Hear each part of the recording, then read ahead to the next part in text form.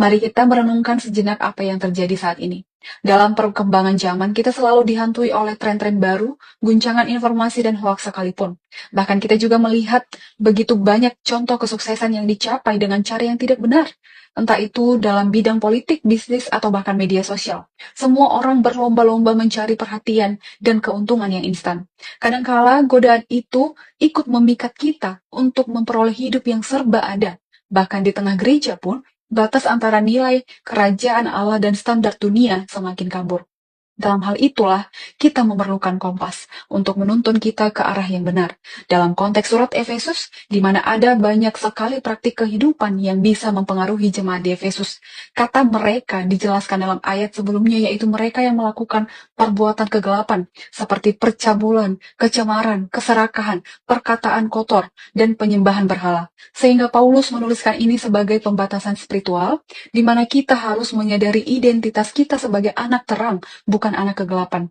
Dalam ayat 6, Paulus sudah memperingatkan, janganlah kamu disesatkan oleh orang-orang dengan perkataan-perkataan yang hampa, karena semuanya itu mendatangkan murka Allah atas orang-orang durhaka.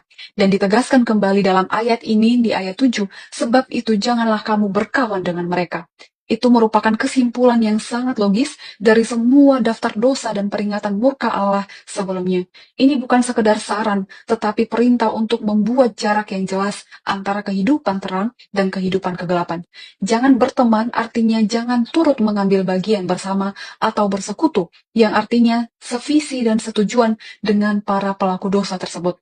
Sebab Paulus tidak melarang kita berinteraksi atau berdialog dengan orang yang tidak seiman, karena Yesus sendiri pun makan bersama pemungut cukai dan orang berdosa. Tetapi Paulus melarang kita untuk bersekutu atau berpartisipasi dalam cara hidup mereka yang berdosa.